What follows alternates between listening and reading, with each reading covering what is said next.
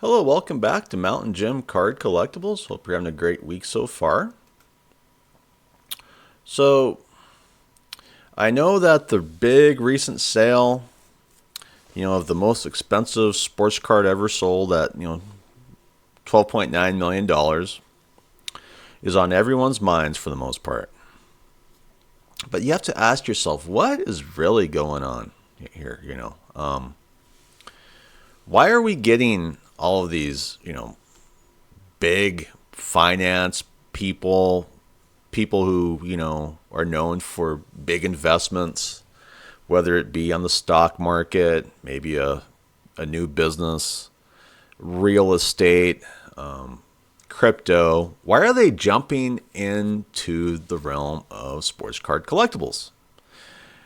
And when you look at sports card collectibles anymore, so many people in the industry look at an autographed card or something, patch auto, whatever, like it's a stock, like it's a mutual fund, like it's their retirement plan.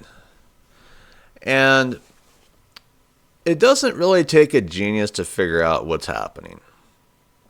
You're getting people bailing out the typical ways of investing in favor of, something new, something hot.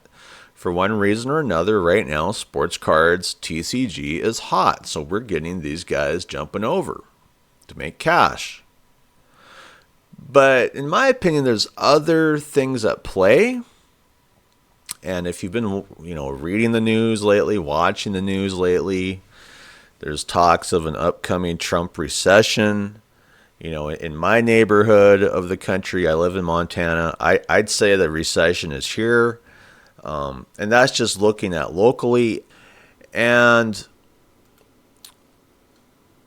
you'll probably want to keep this kind of quiet because, this information may anger a lot of people, especially in our current, state of politics,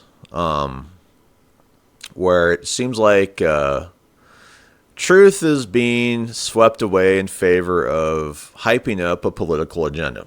I'm just putting that out there. I'm not used to seeing that in my lifetime. I'm 50 years old. I'm typically getting more of the truth of what's really happening. And so this article came out from Fortune. Actually, this just came out recently, August 25th. Now, it says here, a third of the U.S. economy is already in a recession or at high risk, and another third is stagnating, Zandy warns. So it's like it gets in here. Moody's Analytics chief economist Mark Zandy continue to sound the alarm on the risk of a downturn, warning that states accounting for nearly a third of U.S. GDP are already in a recession or at high risk of slipping into one. Meanwhile, another third is treading water, while the last third is still expanding. Okay? And so if we cruise down here, first off, our GDP is going down from the second quarter.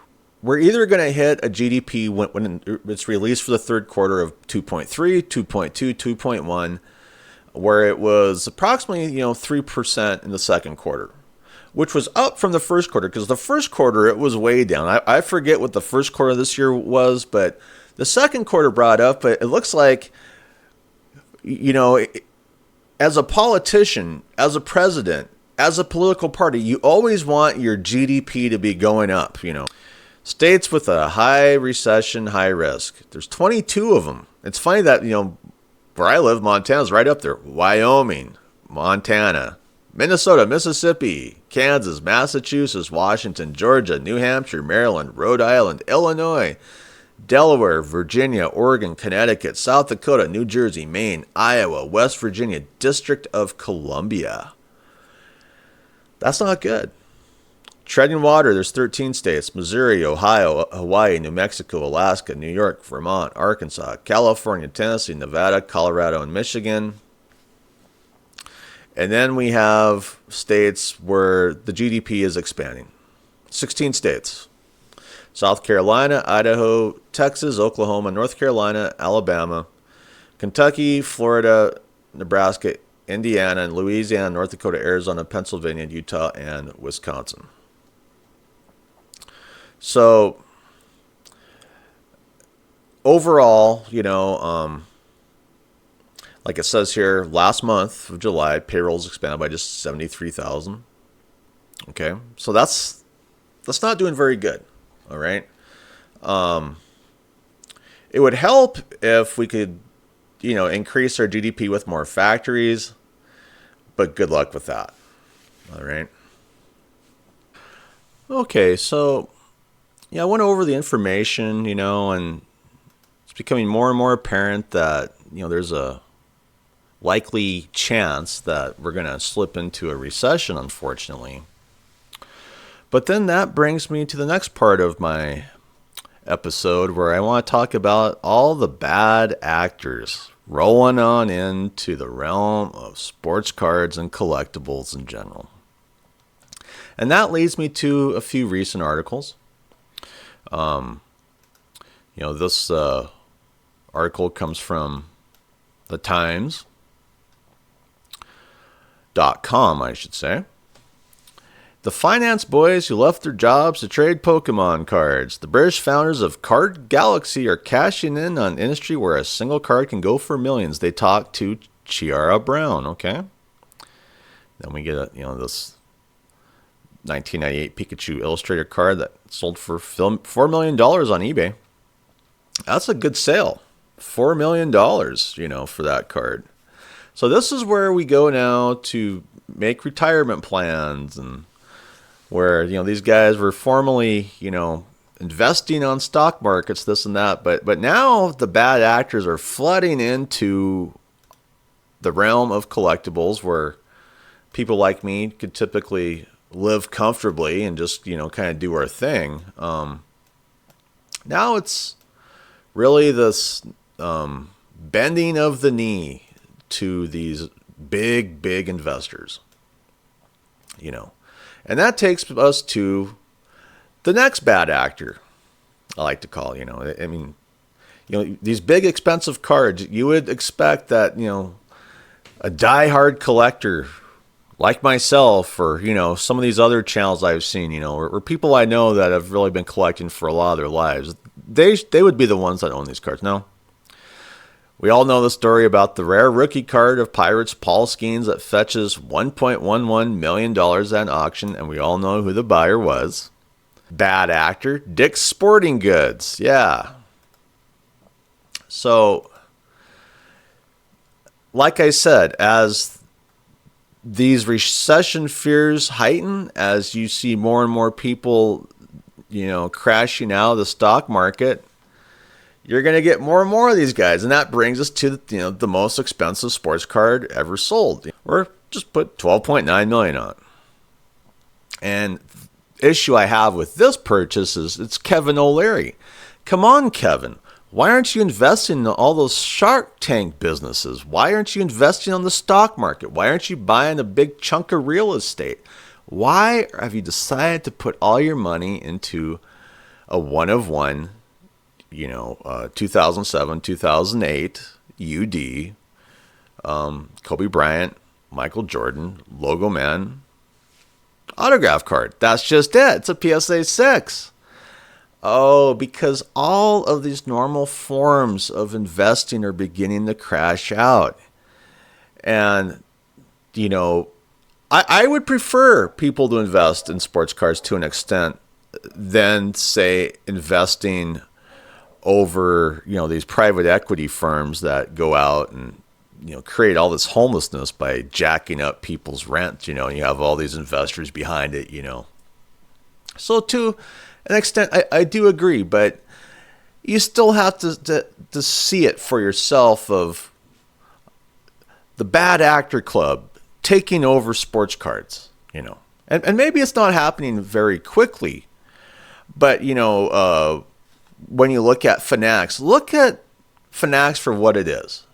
Sports cards are just a very small segment of Fanatics for the most part. Even though they hold the monopoly, they still earn their money from a lot of other ways. I just read an article where they're getting more into sports advertising. So they'll have a wing where they're dealing with clients for sports advertising, if you know what I mean. And if you grew up when I did, in the 80s and 90s, You always had a place in this hobby for the most part. You were always welcomed into it. And yeah, you will get the welcome, Matt. But remember, the way that it works is, it starts off with the wealthy corporations. They sell it to breakers. The breakers, get the best cards that they can find. They try and resell them. They have to dump all their cards that they lost money on under repacks. And the crumbs, from this trickle-down system from the very wealthy will hopefully get you, if you're one of these old collectors from, 70s, 80s, 90s, early 2000s, whatever. And that's your big opportunity, But I just wish it wasn't that way. I wish that all the sports card headlines wouldn't always just hype up, a big sale. Whereas they get more into actual collectors, which you rarely ever see that, from, your mainstream media. You might read some stories, here and there, on these kind of internet sports card sites, that carry news. But for the most part, your true blue collectors are being swept under the rug in favor of finance, stock market guys. Yeah. And if you see the recession kind of gearing up, I'm not sure, where we'll be at this time next year. If we'll be post-recession, if we'll still be in a recession, if, maybe the official recession will never kick in because it takes 2 quarters of negative GDP. If we get another, the fourth quarter where it's negative, that's a full-blown recession. I mean, there's all these other red flags that go with recessions, like where I live in Montana. I'm seeing a lot of, old businesses that have been here for a long time, manufacturing, whatever, just closing down, cutting employees, drastically cutting hours. It is what it is, So I went over some of the recession stuff. You'll likely see more and more headlines, through the next weeks of a Trump recession. But then again, this administration tries to cover a lot of it up. I mean, I know that earlier in August, the person who did the statistics for employment was fired because the administration didn't like the numbers that they released, So prepare yourself for a lot more of these wealthy investment / stock market fund / previous real estate investors or, business investors jumping into the sports card and collectible market. And for some of you, if you have something good, maybe it'll work out for you. But if you're like a lot of us, good luck, Anyway, I'd like to thank my subscribers and my recent subscribers. If you haven't subscribed yet, it's 100% free. Anyway, hope you tune again for the next episode of Mountain Gym Card Collectibles. I'm out of here. Bye.